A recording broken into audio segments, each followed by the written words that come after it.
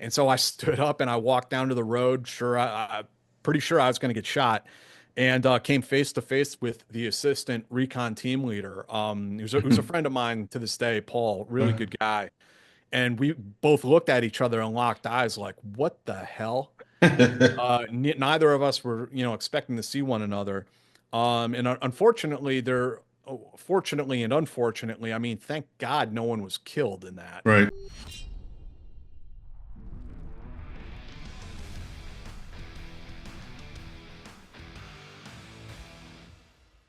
Well, hello everyone, and welcome to another edition of the Ronin Leadership Podcast. It's been a couple weeks since we've done one of these, but we've got a few things in the pipe now, and so looking forward to giving you some new content. Thanks to all of you who've subscribed to the channel. We're seeing our subscribership grow, which is great, and so continue to like the channel, share it, and obviously, if you're new to it, please subscribe. Obviously, if you like the content, and anything you want in terms of books and things that are out right now, Omega Deception is my latest Jack Trench thriller. It's out on Amazon, but you can find all the links to all the books on MikeHowardAuthor.com. So I always hate doing that shameless plug, but I guess you got to do Do it if it. you're doing, yeah, or if You you're got to doing this do it. kind of stuff. So, but I'm really happy to have on someone that I consider a new friend, Jack Murphy.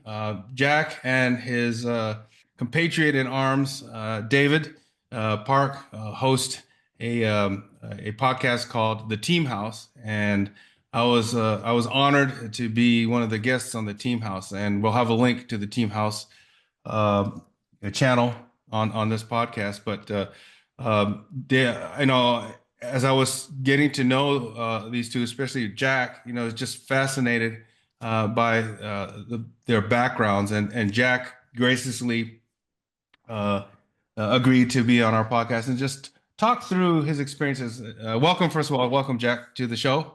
Yeah, thank you.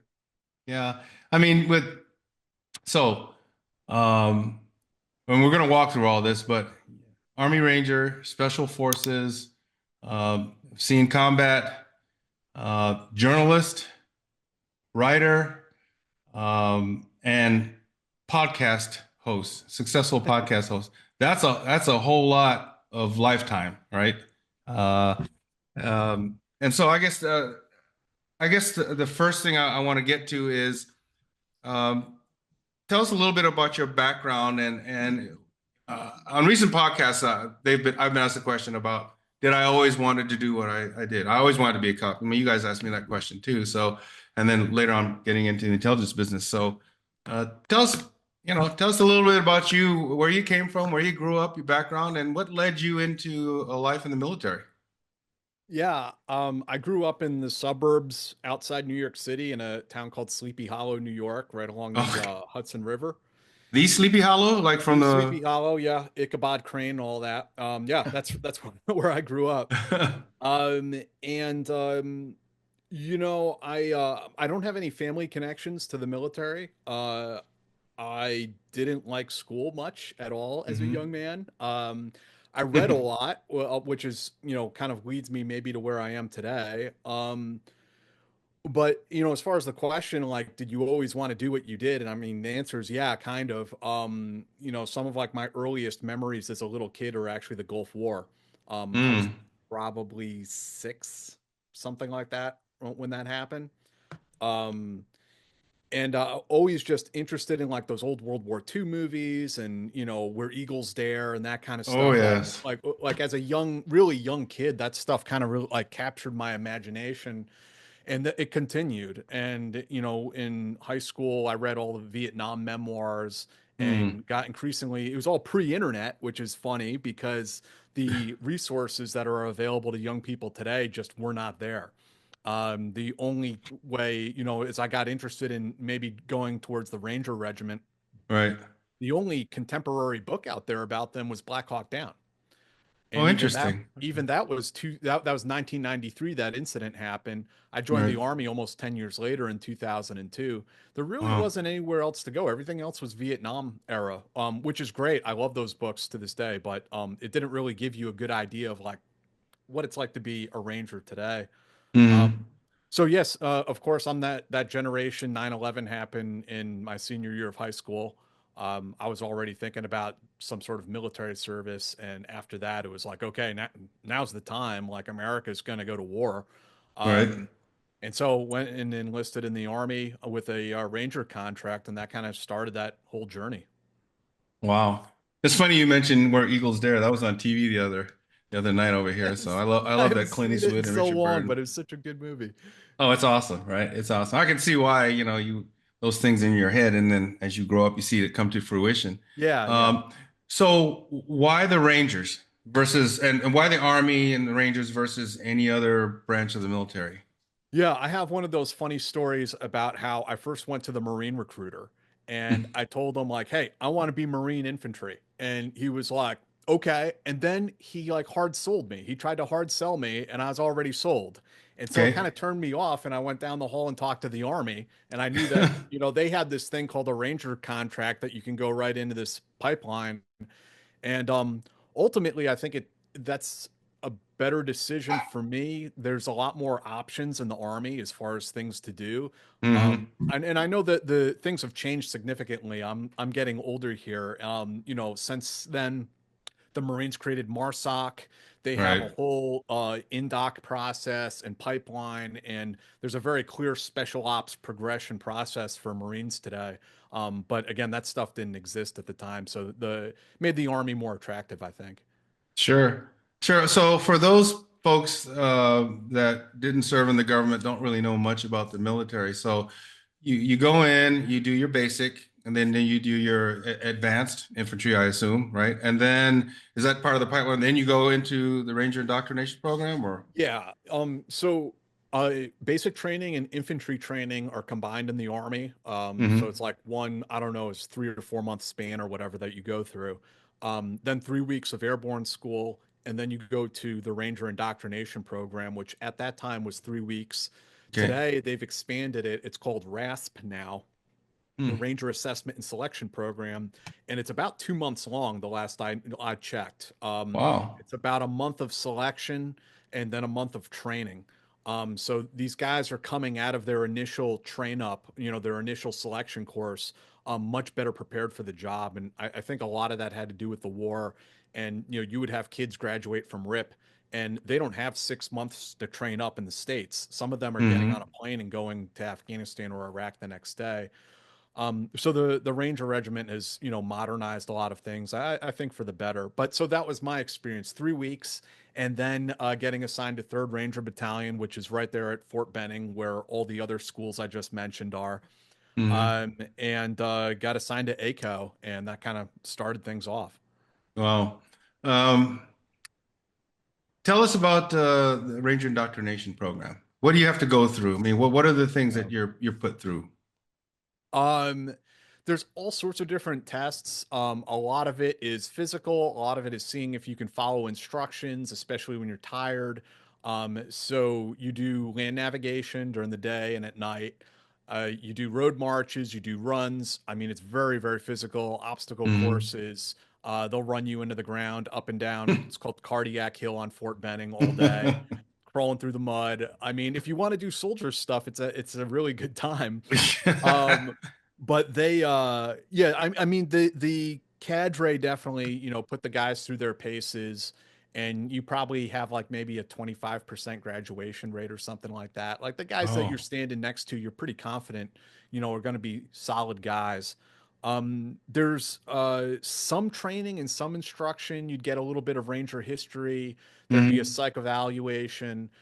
You'd get some fast rope training out of the tower was one thing we did.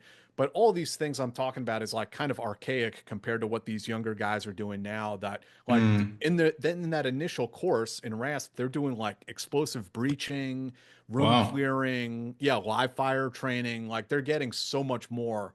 But the program, it was an interesting formative experience for a 19-year-old. Yeah, I was just going to ask you how old we are when you went through. So 19, right? And then you go Yeah, into the Third Rangers, right? And then so what was what's your MOS at the time? infantry, 11 Infantry. Bravo. Okay. Yeah. And so How long did you spend stateside before you were deployed your first time? For me, it was actually a good spell, much more so than most guys, because I went to Ranger school quite early. Um, Okay. and and I can get into this because this understandably confuses a lot of civilians. Is Hmm. that within the Army there is a combat unit, the 75th Ranger Regiment, of which my battalion, 3rd Battalion, was a part of. But the Army also has a training school, a course called Ranger School. And anyone from the Army can go to Ranger School and get their Ranger tab. Um, Hmm. but all Rangers who are serving in the Ranger Regiment don't have their Ranger tab, but they're expected to go and get it at a certain point, Oh, I see. especially before you're going to have any sort of leadership role. So they're these two like separate entities, but they're both called Ranger, and it confuses the hell out of people. Yeah, right. Um, so I was only in Ranger Battalion for a few months, and I got sent to Ranger School, which usually they about a year in battalion before they send you to Ranger School. And I didn't get sent because I was anything special. It was just there was not very many people being sent at the time, and like the first sergeant got angry, and PT tested everyone, and they're like, okay, if you pass the PT test, you're going to Ranger School. And I'm like, oh, okay, I'm not going to turn it down. Right. So went to Ranger School, did all of that, came back with my Ranger tab, and then went over to Sniper Section, Hmm. and did a decent train up with them, and then deployed in 2004. Okay. Were you now in terms of snipers, is that something you volunteered for, or did they put you there? Yeah, I started off as a Carl Gustav gunner in the anti-tank section. Hmm. And when I came back from Ranger School, I got to talking to one of the guys who was a squad leader, and he had been in snipers, and we were talking, and he asked me if I'd like to go and be in sniper section. I was like, absolutely, in no way am I turning that down, right? Right. So he walked me across the way there and introduced me to Sergeant Jared Van Alist, who was the platoon sergeant of sniper section. He had previously served as a squad leader and then spent time in the Army Marksmanship Unit, won Hmm. all kinds of sniper competitions, and then came back to Ranger Battalion as the wars were kicking off. And, as an aside, Jared was my platoon sergeant not once, but twice, which is a Oh, funny story. yeah. And after I later on went to Special Forces, Jared went to be a Delta Force operator, and Okay. tragically was killed in Afghanistan, I Oh, believe wow. in 2010. Hmm. So it's just interesting all these people you cross paths with over the years. Yeah, and the impact that they have on your lives and your career Yeah. and Oh yeah, absolutely. And I had a kind of complicated relationship with Jared, but I recognize, in retrospect that he was an ethical leader, and I Mhm. respect him for that. Yeah. Yeah. So, how long was sniper school? That was, I believe it's a month-long course, but it was accelerated when we went to it because of the war going on. And so Right. I think we did the entire course in 3 weeks. Okay. And we were working from like dawn to dusk every single day, seven Yeah. days a week, doing that. It was also on Fort Benning in the summer, and it was just totally disgusting, sweating through my uniform several times every day. I'm sure we all did. It was still But like 70 degrees and no humidity, right? Isn't that how it is over there? yeah, man, it's like a Yeah. 100% humidity. It's like a swamp. Um, but it was I mean, both in Ranger School and Sniper School, I learned a lot. And the thing was, Sure. I was such a young guy and I was so inexperienced. And so I was like drinking from the fire hose every day. Right. And that kind of sucks when you're going through it, but I really did learn a lot, I think. Yeah. Yeah. No, for sure. So deployed to Iraq, you said in 2004, Afghanistan. Yeah. Afghanistan. How were you Yeah. feeling then about it when you found out you're getting deployed? Very excited. Yeah. Yeah, I mean, this is what you've been training for, and Right. you're going to get to go and do it. Hmm. And so me and my sniper partner Joe got deployed to Koust province in Hmm. Afghanistan. Yeah. How long were you there? The Ranger Regiment at the time was doing like 3-month deployments. Hmm. So it was that winter of 2004 into 2005. Hmm. And so now you're in it and you're doing your job and uh the first time it gets kinetic for you, do you remember that? You have an idea of? Yeah. I mean, there were some little things here and there, I guess, as we started going out on operations, but the first real one for me, it was up on the border with Pakistan, mountainous area, where I was working as a sniper. I was working with the recce team, and we were Hmm. down there also working with the CIA paramilitaries down at the BCPs. And we were down there actually looking for and doing recon on the site of the guy who supposedly, we were told, um, planned the Pat Tillman ambush. Really? Okay. Yes. Now there's all kinds of controversy there. I won't even Right. get into because there are people who are better informed than I am. But this is what we were ostensibly going to do, and we went out there, and I mean, it's a quite long, complicated story that I unfold in my book. But long story short is the recce team went forward to do reconnaissance on the target. I was back at the Hmm. mission support site, and the reconnaissance team radioed back to us that there were 10 enemy personnel coming towards our position with machine guns and RPGs and all that. So me and one other ranger and some of the Afghans laid in a hasty near ambush right along the road to get these guys. And what I did not know because of spotty communications and other things was that actually the reconnaissance team was on its way back, and it Oh, moved back much faster than they left. I mean, it took them like 2.5 hours to get out there and about 15 minutes to get back. And they walked into this ambush that I had set up and I initiated. I could see that there were armed personnel, moving silhouettes, moving sure. through the trees. And I initiated that ambush, and there's a pretty crazy firefight ensued. And when the smoke clears, the Afghans are yelling and screaming, and it's clear that something's wrong. Right. And I told the other ranger with me, don't get up, you'll get shot. But clearly something's happened here, and someone needs to figure it out. And so I stood up and I walked down to the road. Pretty sure I was going to get shot, and came face to face with the assistant recon team leader. Who's a friend of mine to this day, Paul, really good guy. And we both looked at each other and locked eyes, like, what the hell? Neither of us were, expecting to see one another. And unfortunately, fortunately and unfortunately, I mean, thank God no one was killed in that. Right. The recon team leader was injured, and Hmm. there's no facts or evidence that I'll ever be able to present to anyone. But deep down, I know that I'm the one that shot him, Right. um, because I initiated the ambush. I felt where my trigger broke.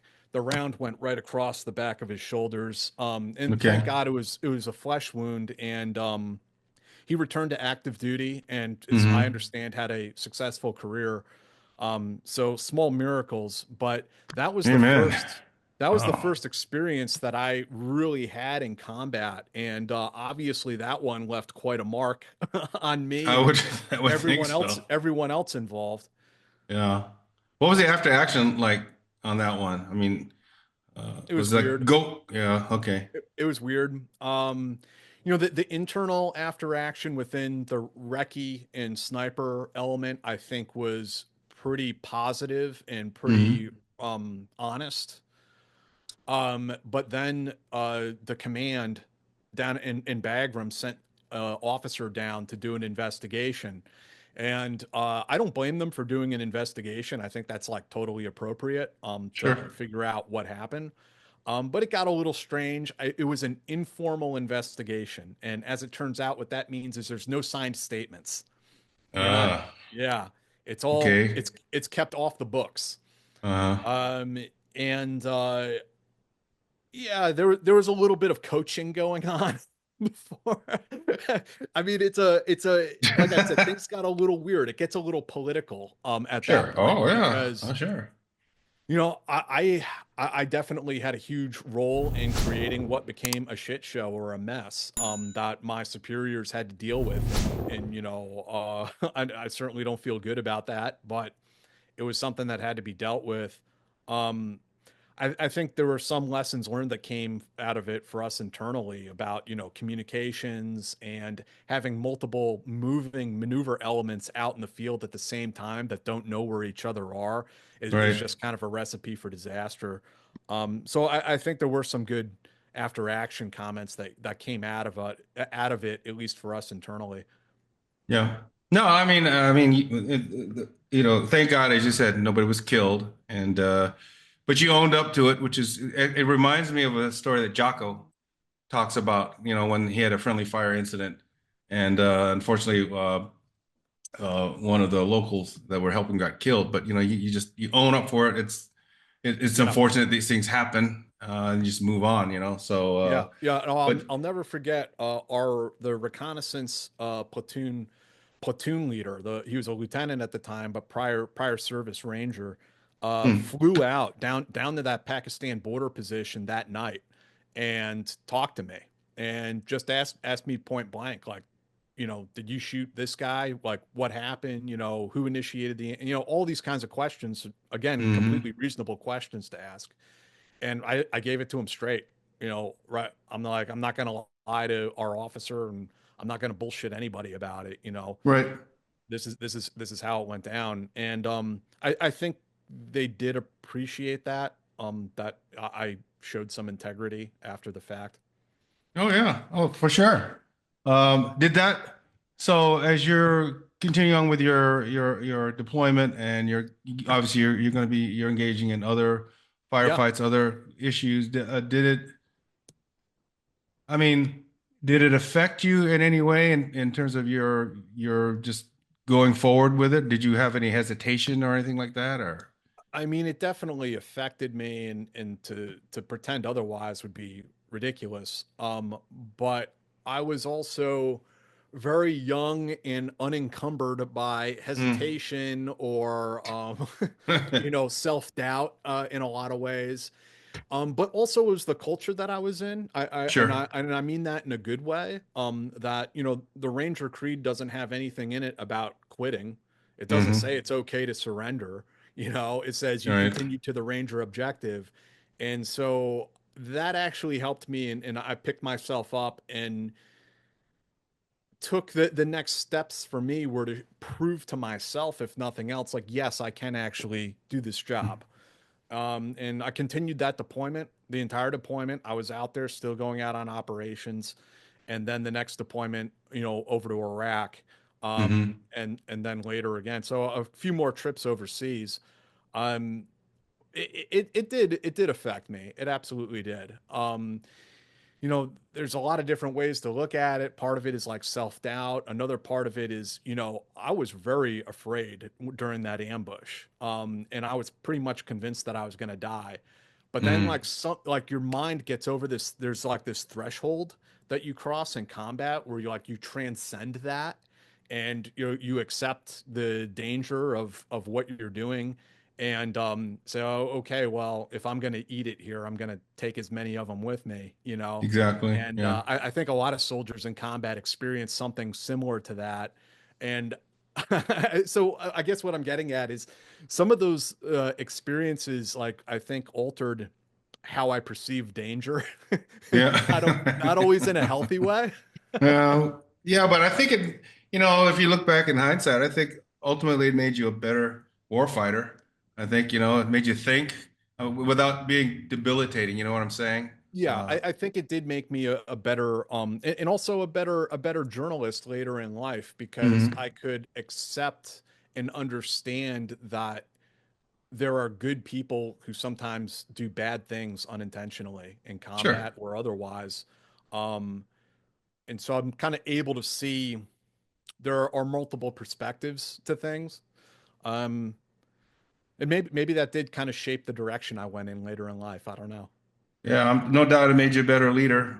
You learn more from mistakes than you do That's successes yeah, anyway, right? 100% true. And showing a little bit of leniency with your boys when they do something wrong, and understanding that you have also screwed up in your past that's helpful perspective. That's a mature perspective, I think.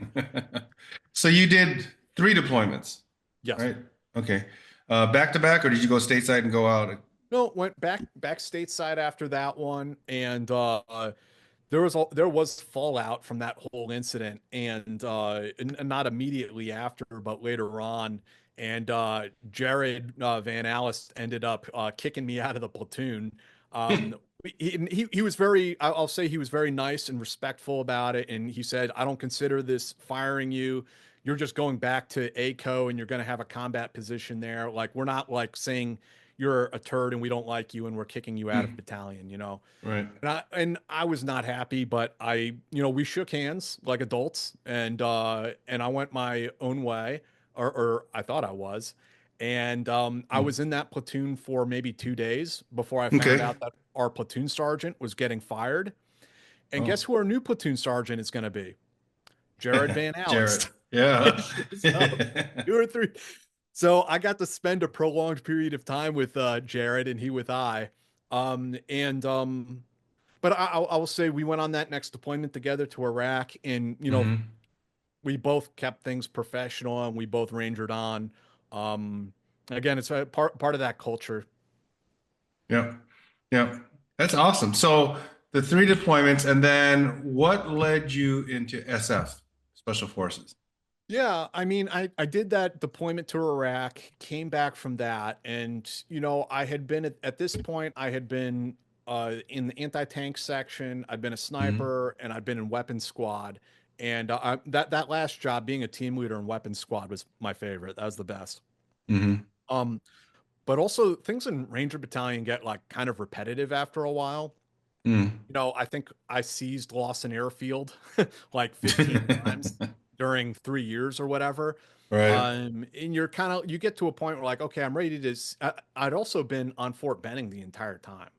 And it's Oh, sort of okay. like, okay, I want to see something different. I want to see more of the Army. I want to, kind of go on to the next thing and see what else is out there. And so that led me to go to Special Forces selection, which would have been the very, very end of 2005.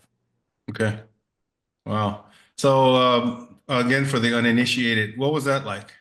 You hear about the infamous Q course and all that. How was that like? Yeah. Selection, I won't lie, it sucks. Mm. It was I believe 3 weeks long. Um, and it's a little bit different from the Ranger indoctrination program, where they're kind of like in Young Rangers, they're looking to see if you can follow instructions. Obviously, you have to have some physical abilities, but can you learn some new things? Can you apply those in the field? That kind of stuff. In Mm. Special Forces selection, I mean, my takeaway, what they're looking for is, can you work in the absence of direction? And can you do some problem solving? And can you work together in a team? Like, can you build rapport with people? All those things they're kind of looking at because those are qualities that a Green Beret has to have. So, the events, stuff that nothing new, ruck marching, running, Yeah. things like that. But the difference is that it's for an undetermined distance for an undetermined time. They just Hmm. tell you begin, and they'll tell you when to stop. When you Mm. when you don't see any more traffic cones, you're done. And those movements can be 3 miles, or they can be. I think the last one we did, I suspect, was like 25. I mean, it was, Jeez. yeah, Wow. it was bad. Um, so you do all of that, and then the last week is team week, and that's where kind of you have to show your ability to work in a team. Hmm. And long story short, with that is the kind of cadence of it is in the morning you will walk to a location. They will have a bunch of like items, like some rubber tires, some 55-gallon drums, some pipes, some tubular nylon lashings, things like this. And they'll say, okay, your job is to transport yourselves and all of this equipment from here for an undetermined time for an undetermined distance. Right. And you would have to string together some sort of like apparatus with all this stuff. And yeah, another one was they're like old World War II Willie Jeeps, but Oh yeah. both tires on one side are punctured. So you have to like, how do you, and you have to move it through the sand. And so it's like they're trying to see what kind of creative problem solving you have. Can you work Hmm. well with other people? Like I remember, like I came up with some idea, and my idea was dumb. And one of the other students is like, Jack, why don't you just do this and this and this and that? I'm like, yeah, your idea is way better. Let's do that, you know? But I mean, Hey, you're that's like that. flexible, Yeah, that's part of leadership, right? If right? someone one of your subordinates comes up with something that's smarter than what you did, then you Right. should take it, you know, run with it. Yeah. Right. Yeah. Uh, So go. Sorry. well, no, that's kind of how team week goes on, and there's also some IQ tests and personality tests and psychological examinations and all that kind of stuff as well.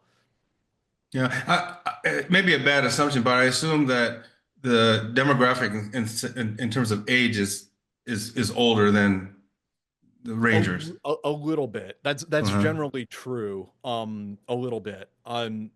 Because you have a lot of people going to special forces selection who have already spent some time in the army, you know, in the Hmm. 82nd Airborne, or they're an MP, or they're a crew chief on a Black Hawk. You know, they have some army experience. But you also had during that time the 18 X-ray program starting up. And that was the program that allowed people to go into a recruiter and sign up for the Special Forces pipeline right off the street. So Wow. you did have some very young guys Hmm. going through SFAS and going through the Q course. So yeah, the demographics were changing, you know, and everything was changing, I think, because of the war at that time. Oh, okay. And what was the attrition rate like I'd in say your class? about the same as it was in Okay. Ranger indoctrination. I think that we probably started off SFAS with like 380 people. Like it was huge. Oh, By the time you get down to the end, it was like 90 or 100 or something like that. okay. Yeah. And I'm sure you were proud that day you graduated. Yeah, well, that's just a selection course, right? And Right. then you go back to your unit and you get a date for the Q course. So I was fortunate when I went back to Ranger Battalion, I got to continue being a team leader all the Okay. way up until you know, my guys deployed to Afghanistan and I went to the Q course at Fort Bragg, and then that was like a year and a half of training Hmm. before I got assigned to the fifth group. Okay. And in fifth group, how long were you there and did you deploy with them as well? Yeah, Yeah. yeah. I got assigned to Fourth Battalion, which is the new, again, everything changing. This is part of one of the expansion battalions that Donald Rumsfeld said we need more special forces. So each group added an extra battalion, and so I got to be part of, you know, standing up that battalion, and I got to be the first senior weapons sergeant on my ODA. Yeah. It was an interesting experience, but it was also a free fall team. Hmm. Got a lot more training, got to do a lot of fun stuff. And man, maybe it was like a year and some change before the battalion was like fully activated and we were deployed to Iraq. And that was a 6 month deployment in 2009. Okay. Wow. How was that like? It was different. It was Hmm. different in good ways and bad ways. It was interesting to see the progression that Iraq had made actually in a positive direction. Hmm. That area that I was in, Talafar, we used to go and do raids in there when I was a ranger, and it was super dangerous. By the time I got there in 2009 with special forces, you could like just walk around the market without body armor on, shake people's hands and stuff. Like it's Wow. totally different, totally different. Yeah. Um, and we got to do all kinds of interesting stuff. You know, the special forces mission obviously is quite different. I spent a lot of time training Iraqis, Hmm. getting them ready to go out on missions and managing all of that. You know, you become like their first sergeant, you know. Yeah. Um, and then the interesting thing that happened on that deployment was because it was during the drawdown and there's a lot of Hmm. politics going on.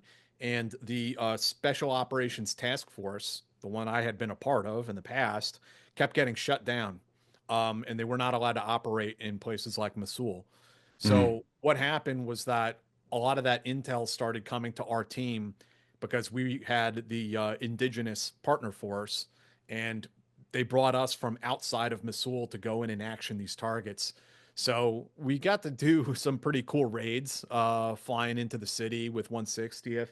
Um, overall, it was just a really interesting experience. I mean, I went outside the wire by myself a few times. You know, Yeah. not doing anything crazy, just like liaison stuff, but it was fun. Yeah. It sounds like it was. In fact, what was it? Was it John Wayne? Didn't he, when he was in the Green Berets, and portrayed he was in fifth group, right? Yeah, during Vietnam, Yeah. fifth group existed in Vietnam. Mm. Like it was the Vietnam, like permanently that was like they were stationed there. Okay. So like you would have guys coming from other groups like 12th group or whatever it was, and when they were in Vietnam, they were then assigned to fifth group. Interesting. Yeah, the fifth group Uh, flash on the beret, it used to have the colors of the Vietnamese flag back in the day. okay. Yeah. And then that went away for a long time and it was just black. But then maybe like 10 years ago they brought it back. They brought Oh, back the original flash. Yeah. yeah. I like that. Oh, by the way, I heard they have renamed Fort Liberty back to Fort Bragg, right? Correct. Yes, So I saw that. Yeah. I think that's a good thing. So yeah. Yeah, I can only imagine how frustrated the people at Fort Bragg must be. Like, how much money do you think it costs to replace the signs every 4 years? I know, right? Yeah, depending on who's in charge of the country at the Yeah, time, right? You know, yeah. And do you see they changed the name back to Fort Bragg, but they named it after the Union soldier named Bragg. Yeah. Well, because it's a I compromise. they're yeah they're trying to make sure they don't have to change it back. Yeah. You know, I don't blame them for pulling their hair out. Nah, I don't either. They got better things to do than worry about that stuff, you know. But Yeah, exactly. so you did your deployment there, and then how long was it? How long did you actually spend in the military total time? About 8 years. Okay. Okay. And Yeah, and I wanted, after sorry, go ahead. oh, I was just gonna say, after that deployment, was about the time when I started. You have to. I'm 8 years in. I have to think. Do I want to stay here in fifth group? I mean, there are terrific teams in fifth group and terrific people there, but bureaucratically, I didn't like it. Sure. Um, so I thought about, okay, do I go to one of the other special operations units and try out for that? But then it's also one of these things where it's like I've already been in two of these units, in 8 years. Do I really want to go and do yet, do a third selection program and give it the old college try again? Right. Yeah. Um, and I decided at the end of the day, no, I'd rather just get out of the military and do something different. And so yeah, I got out in 2010. 2010. Okay. Peeling back just a little bit before we go forward. Sure. Oh, you obviously became a leader, within the military. Did you enjoy leadership? I don't know if I was ever fully comfortable with it, but Hmm. Ranger School definitely helped me get over some of that phobia. Hmm. And yeah, I would never hold myself up as like some great leader. I wasn't Patton or anything like that, but Yeah. um, I think I learned a few things about, taking care of your guys, making sure they're Hmm. taken care of. And honestly, I brought that to special forces too when I was working with the locals. And I think that I had a good relationship with them because I actually cared about them. Yeah. And especially as I realized that the Iraqi government doesn't care about these soldiers at all, Yeah. then it really feels like, okay, they either have me or they got nothing basically at that point. And yeah, some people even accused me of going native, but it wasn't going native. It was just building rapport and building Yeah. empathy with our partners, which is critical. And that rapport is what keeps you alive, because there's only 12 of us. Right. Yeah. Yeah. You're vastly outnumbered. Yeah. So you make the decision to leave the military. So what's next step for Jack? I mean, what are you thinking about?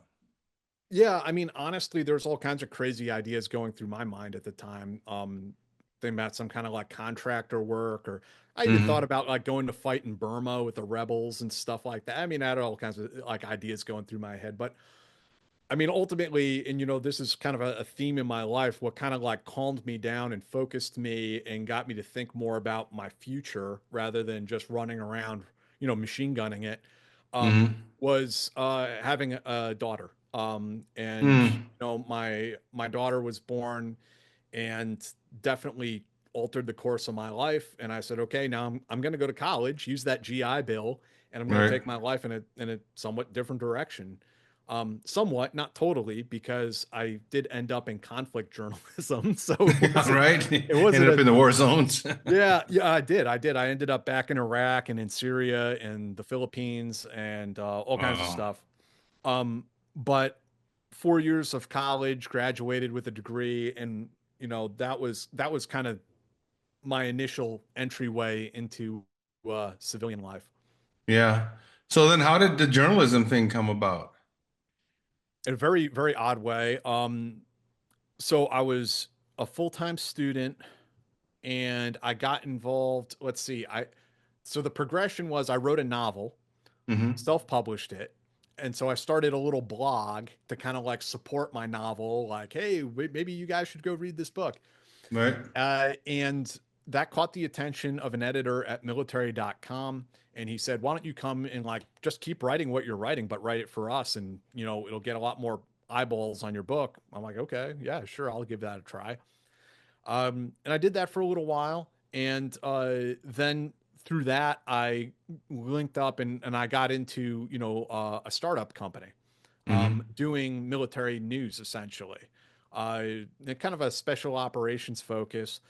Um, but so I got into it that way, and very quickly, I realized, well, if you're going to do this and I'm going to be the editor of this website, it's not enough to just like sit around and tell war stories and be like, well, back in 2005, this is how we did it. That stuff gets Right. kind of stale.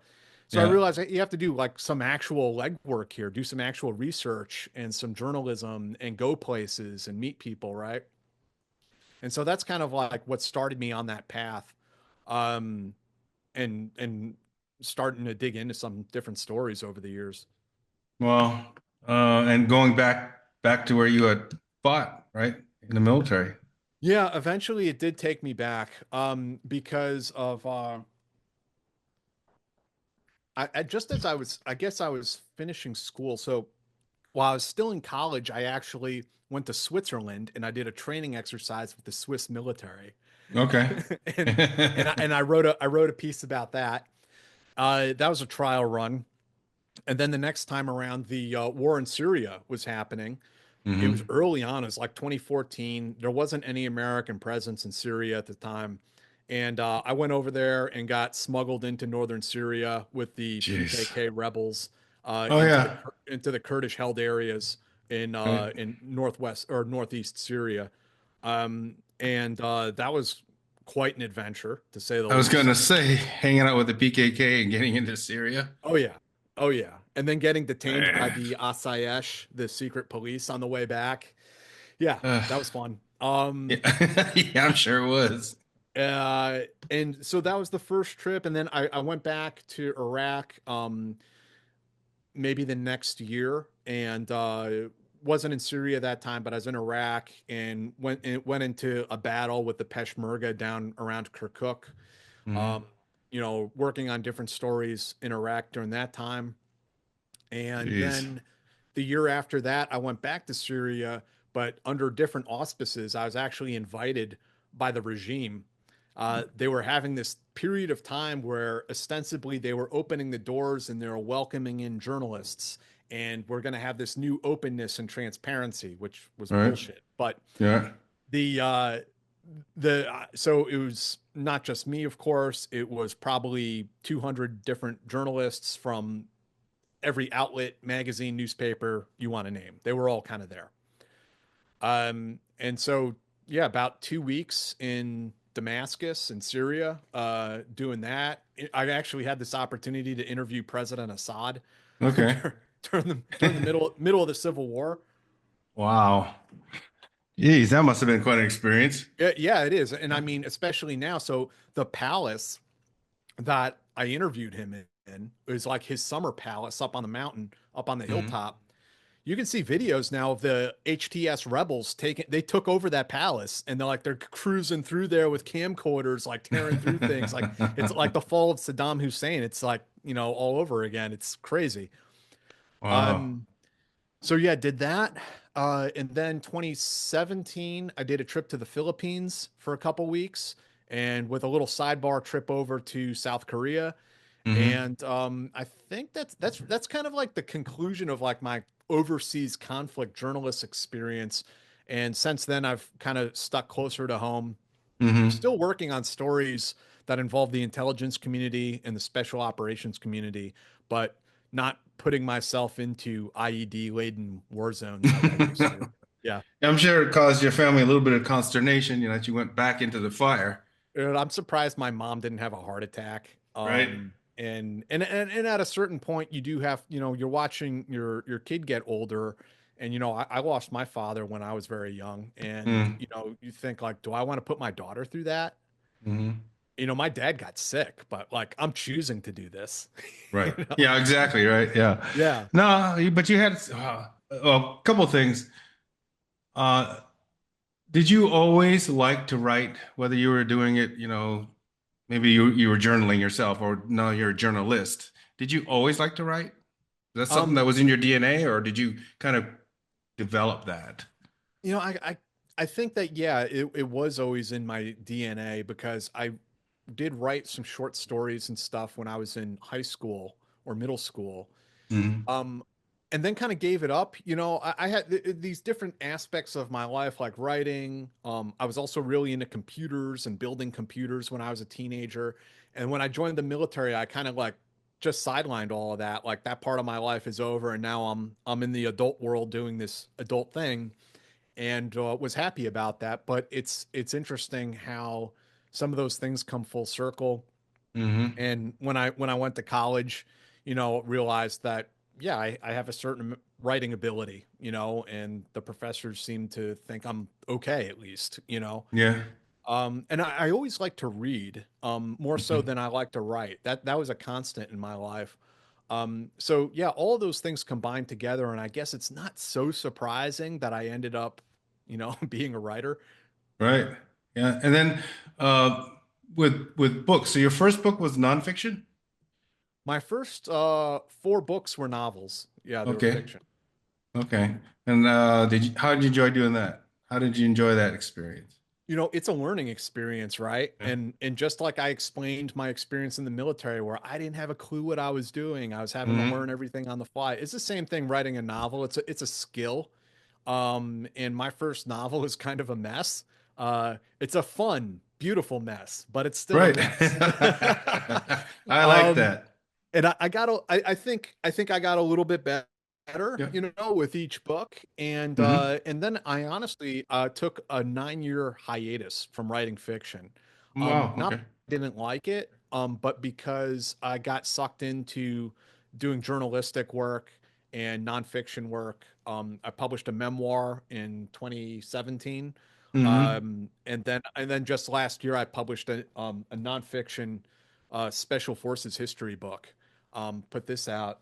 So those things took up my time, but then recent developments, I got contacted by a publisher a couple months ago, and they Okay. were interested in hiring me to write a novel for them, also a military thriller. Maybe could be potentially be a series, we'll see. And so I'm hard at work on that now.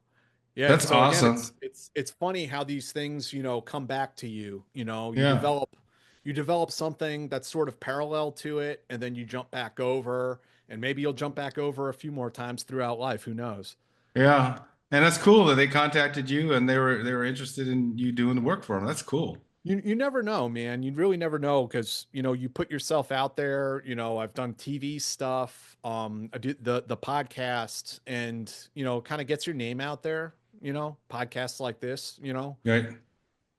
Yeah. So speaking of which, podcasting. When did you start it, and what was the impetus for that?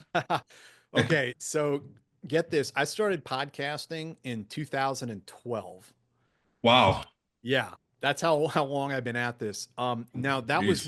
that was with the startup company I was with at the time, and I Okay. did that podcast with a guy named Ian Scotto, who's a terrific dude.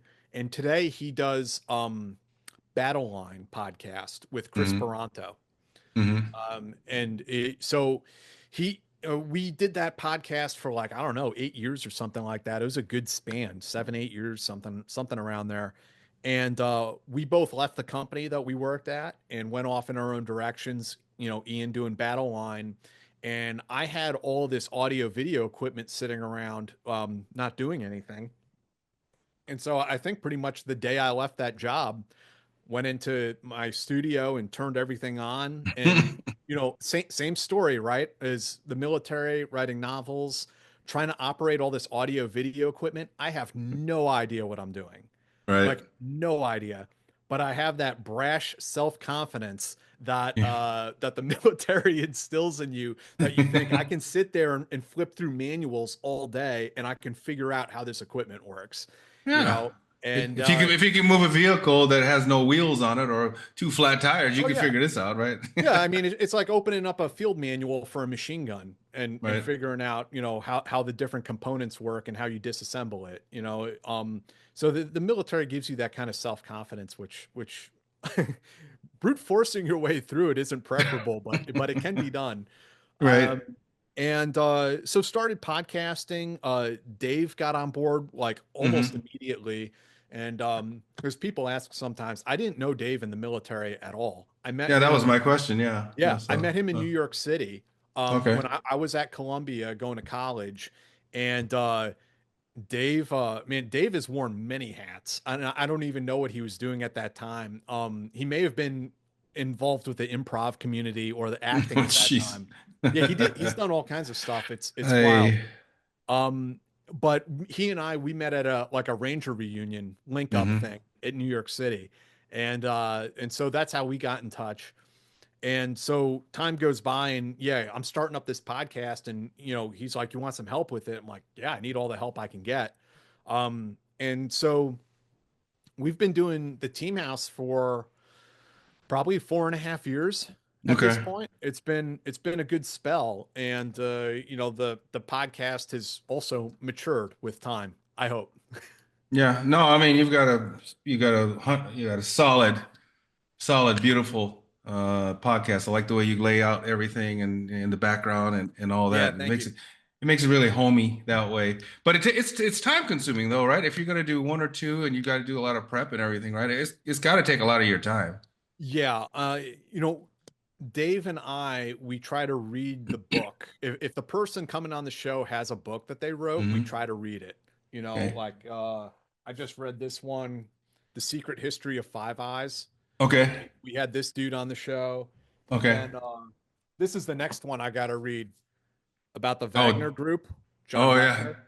Yeah. This is our business. Okay. Um, so yeah, that does take up some time, Yeah. but um again, all of these things sort of dovetail with one another, right? Yeah. Because I interview all of these people for a podcast, but I also write about this stuff journalistically, and I also Hmm. write about this stuff fictionally in novels. So it's sort of Hmm. like it all kind of like one hand washes the other in a sense. Right. The it brings me this. Everything goes back to leadership and organization and et cetera, right? So you're juggling a lot of balls, Mm. obviously. So how do you organize yourself? Like, like even like you just said you're going to read these books. Like, when do you find the time to read? How do you organize your day so that you can maximize being able to do all the stuff that you do? Yeah, well, I mean, not procrastinating is a first. Like that's something that kind of discipline took from the military and brought that into college, which was Hmm. huge because my whole time in college, I never did an all-nighter like these Okay. kids did, where they would like spend all night writing their term paper, or studying for the final exam at the last minute. I never Right. did that. Yeah. And because I was a father, I knew I didn't have time to do that. Hmm. Like if I wait till the last minute, it's just not going to get done. Right. So not procrastinating, getting on your tasks like as soon as you know you have them, is big. There's a book out there that I read years ago. I think it's called How to Get Stuff Done. And Hmm. like one of the pieces of advice in it is if you get a task that takes less than 5 minutes, just do it right then. Just do it immediately and get it Right. done and get it out of the way. Especially for me, I mean, if I don't do that, that means I have to hold that in my head, and I have to Right. remember it or write it down or whatever. And that causes like stress and anxiety too, right? So Right. just do, pick up the phone and get it done right then.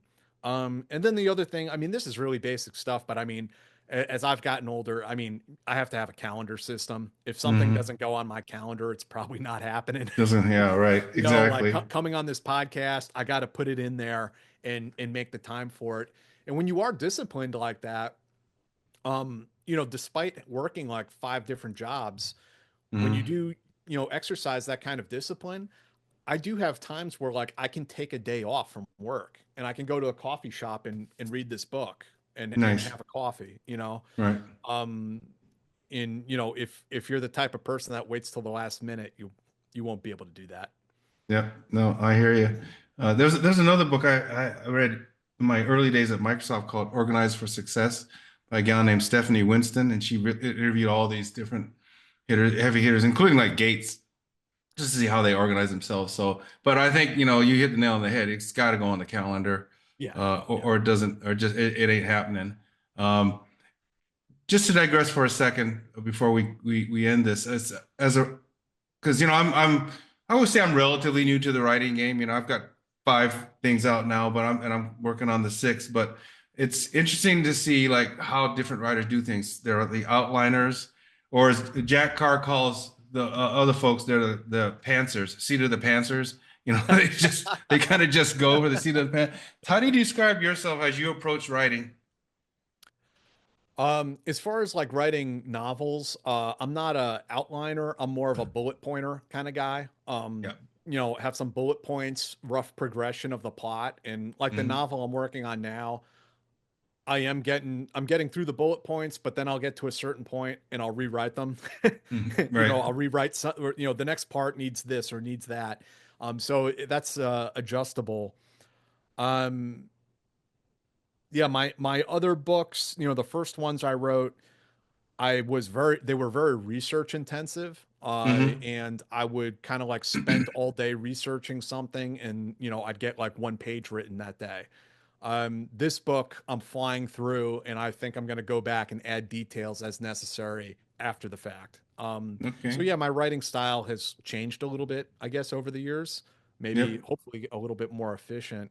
And I don't claim to have any sort of like writing secret or secret tip that's going to make anyone a better writer. Right. Um, writing nonfiction, writing journalistically, I mean, that's a totally different type of writing. That's a totally different thing. And Yeah. the amount of like fact checking that goes into that and interviewing people and re-interviewing people, like this story that me and my colleague Sean Naylor, we write for an outlet called The High Side.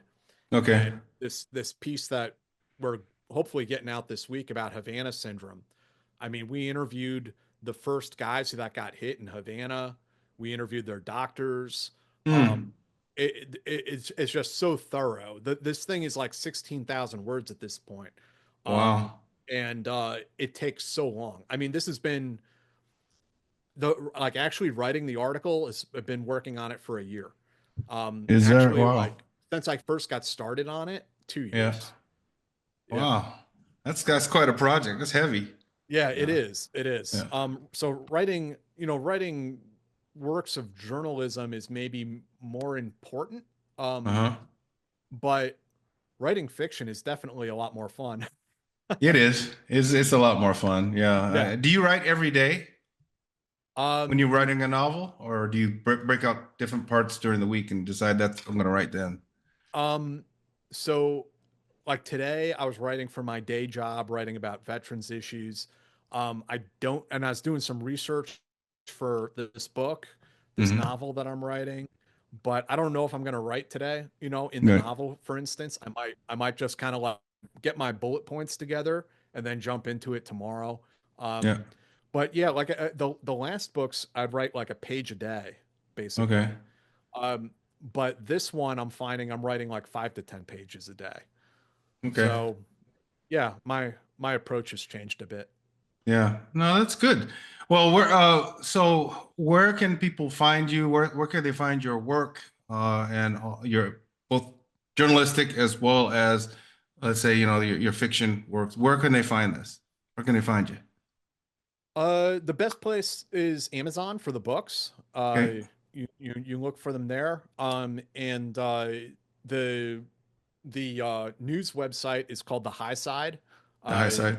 and yeah, if you type that in, that should come right up. And We'll it's put. an investigative news outlet. Sean and I write for it. We Mhm. co-own it and run it. And otherwise, yeah, the Team House. It's on YouTube. It's on Spotify. Wherever you Yep. guys like to find your podcasts, it's out there. Good. Yeah, well, we'll make sure that we have links to all those things when we release this podcast. But hey, I really appreciate you taking the time. I learned a heck of a lot about you.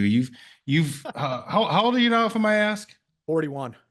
Well, you have crammed in several lifetimes in those 41 years, my man. I feel it sometimes. No, I mean, I appreciate all the energy that you put into your work and Thank you. obviously your service to your country. You were one of the elite, still are, and yeah, appreciate what you went through and you're being candid about all the different experiences that you had. And I know you're a busy guy, so it means a lot for you to take the time to do this for me. Yeah, of course. No, I'm happy to do it, Mike. And you know, it's also a pleasure and an honor for me that I have this opportunity to help so many other like veterans tell their stories. Also, people from the intelligence community kind of share their stories and preserve that for history and hopefully inspire the next generation. Yeah, amen to that. Yeah, like I said to everybody, we'll have all the links, and you definitely check out the Team House podcast. They got great content and some fascinating people on there. So You thanks a can lot, find the Jack. Mike Howard interview on there. Yeah, well, I don't know about him, but the other guys are fine. So yeah, thank you. So that's it for this edition of the Ronin Leadership Podcast. As I said, we'll have all of the links to Jack's content and when we release this podcast. Continue to hit the like button and subscribe button, and please tell your friends, enemies, even enemies could probably avail themselves of some leadership, acumen or whatever. So, but thanks a lot for subscribing and for watching the channel. We'll be back at you soon.